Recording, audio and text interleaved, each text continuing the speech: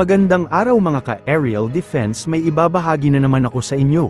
Dahil ngayong araw na ito ay may pag-uusapan tayo tungkol sa depensa.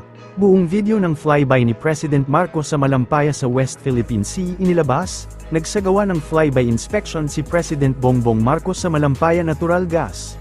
Upang tignan ang bagong oil drilling project, narito na nga po ang buong actual video, panoorin po ninyo.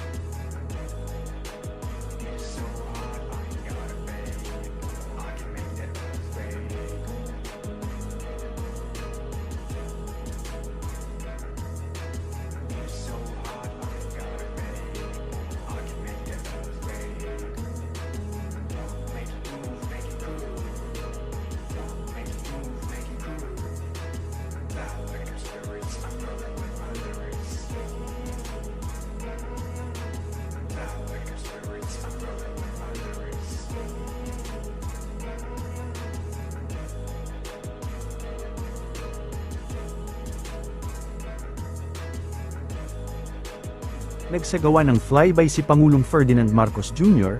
sa ongoing Malampaya Phase 4 drilling project sa West Philippine Sea. Layo ng proyekto na patatagin ang energy security ng Pilipinas at matiyak ang tuloy-tuloy, sapat, at abot kayang kuryente para sa mga Pilipino.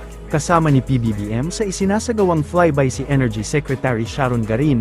Ang Malampaya Natural Gas ay matatagpuan sa kanluran ng Pilipinas, ilang milya lamang kung saan nagaganap ang mga pagsalakay ng China Coast Guard sa mga barko ng Pilipinas. Nagbabala ang Japan laban sa sunod-sunod na ginagawang pagpapalipad ng fighter jet ng China mula sa Exclusive Economic Zone ng Japan hanggang sa Karagatang Pasipiko. Bilang tugon, nag-deploy ang Japan ng mga military build-up sa mga isla nito sa Southwest. Kabilang ang pag-deploy ng long-range cruise missiles. Noong nakaraang buwan din ay nag-test ang Japan ng short-range surface-to-ship missile. Una nang inaakusahan ng China ang Japan ng pagsusubaybay umano sa kanilang regular na military exercise na kalaunan ay humihiling na itigil ito. Pinuna rin ng Japan ang pagtaas ng presensya ng mga barkong pandigma ng China sa Karagatang Pasipiko kung saan triple umano ang kanilang bilang malapit sa Taiwan at isla ng Yonaguni. Ayon pa sa Japan na sa mga nakaraang buwan, nag-operate ang dalawang Chinese aircraft carriers ng sabay sa Karagatang Pasipiko. Samantala, nagsagawa ng 10 araw na live-fire military drills ang Taiwan para protektahan ang sarili mula sa banta ng pananakop ng China.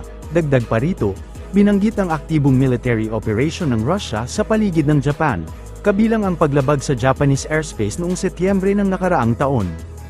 Pinasinungalingan ng Department of National Defense ang kontrobersya kaugnay sa dual citizenship ni Defense Secretary Gilberto Teodoro.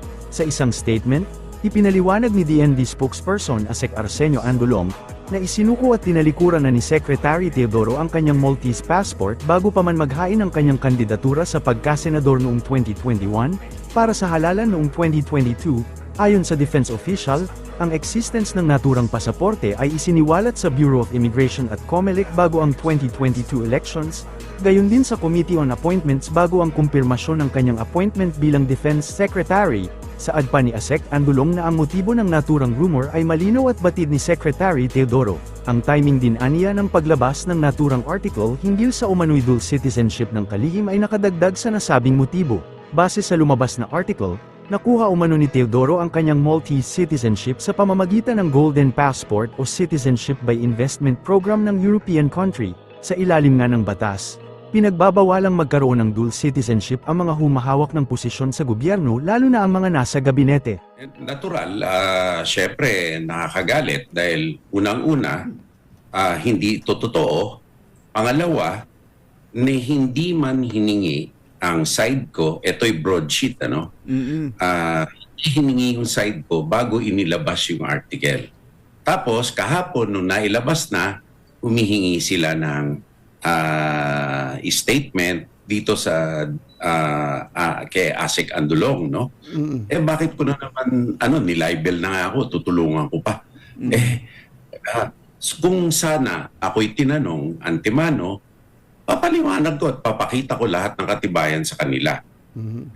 Pangalawa, itong bagay na to, napaka-ingat ko dahil tatakbo nga ako sa national election. Hindi talaga pwede yan at marami na di-disqualify.